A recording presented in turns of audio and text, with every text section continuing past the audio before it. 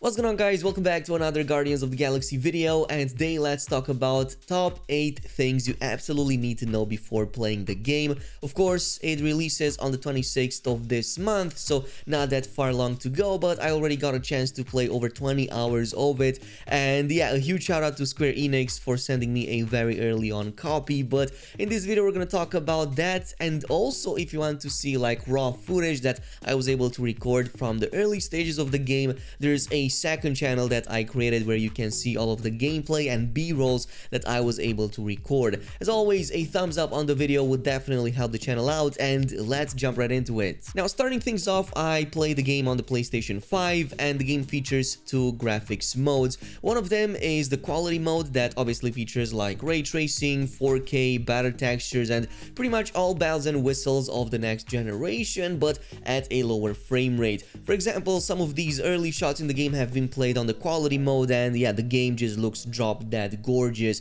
Even without it, the game is gorgeous because it has these like grand environments and really amazing planets that you're going to have a ton of fun in. But in some of the action scenes, like the combat scenes and all of the other stuff, has been played in performance mode so that you can see how the game behaves at higher frame rates. It definitely felt very solid for me. I'm not sure if it was like constant 60 FPS, but I did not notice any frame drops, so at least that's that. But all in all, I was quite impressed with the game. Again, no early impressions yet. I visited so many planets, and one of them that really stood out was this really awesome city that you visit around the middle of the game. So all in all, it just looked crazy, packed, filled with aliens and a ton of stuff to do, including a bar. So we're gonna talk about more of that in future videos. But in the meantime, let's talk about the combat, as this is, yeah, probably like the main point of Guardians of the Galaxy. You only play as Star-Lord. Unfortunately, you don't get to control the other Guardians, which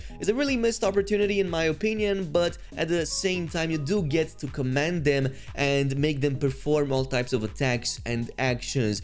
As a matter of fact, their abilities are crazy strong. You can chain them together to create some really amazing results, like for example, have Groot entangle everybody in place, follow up with Drax jumping in and doing a huge stun attack, and then have, for example, Rocket to unleash his entire arsenal of explosives, or have Gamora perform high damage assassinations, especially against some of the elites in the game that will tank quite a bit of damage, and you kinda need to find creative ways to disable their shields or other defenses. I've already talked about all skills in the game, both for Star-Lord and the other Guardians in a previous video, so definitely check that video out in the meantime. But moving on, yeah, you unlock skills in this game. All Guardians have about 4 skills each. 3 are unlocked with while using perks by leveling up, while the 4th one is a little bit special, so I don't want to spoil that yet. But you unlock skills by leveling up, as I've said, and you level up by simply defeating groups of enemies. There's a skill/combo meter in the game that kinda measures how well you perform in combat. This includes on a number of factors, but from what I've been able to tell, it seems to take into account how many enemies you affect at the same time or combo at the same time, and how many times you use your abilities against them, among a few other things on top. But once the encounter is done, you get a score at the end of it, and depending on that score, you also get bonus XP to level up faster. And each level gives you 1 point that you can then use to unlock abilities for either yourself or for the Guardians. So that is actually how you kind of do things in the combat scene. But let's talk about exploration, because exploration is also very worth it in this game. So levels in Guardians of the Galaxy are for the most part linear. At the end of the day, this isn't an open world game, even though some of the maps sometimes create that impression. But there are a ton of side paths and a lot of secret areas that you can find if you keep an eye out open, or should I better say, if you open up your visor, which you do by pressing the R3 button on your controller to scout pretty much points of interest or hidden entrances or other objects that might be relevant in your view. And you will find a ton of stuff in these secret areas, especially so resources, which come in the form of these components, but more important, you will find a ton of skins for all of the Guardians. For example, I got to unlock all of the Nova skins for all of the Guardians, and honestly, it's by far my favorite set in the game that I've been using it almost throughout the entirety of the game. It looks really high quality. Of course, these are all sets that you find in the game without having to pay anything extra. There's no microtransactions, no DLCs, no extra or hidden payments. You just play the game, explore, and you get these really cool rewards. There's even a percolator in the game that makes it easier to find these resources and the hidden paths that might lead you to some of these skins. But this brings us to the number 5th spot, which is gonna be strategy. There's actually quite a bit of strategy involved in Guardians. You'll unlock 4 elemental types of attacks for your blasters eventually, including a frost, a shock, a wind, and a fire effect. And you use these attacks by pressing the R1 button on the controller, and you will definitely want to do that by taking into account the weaknesses that each of the enemies have when you encounter them.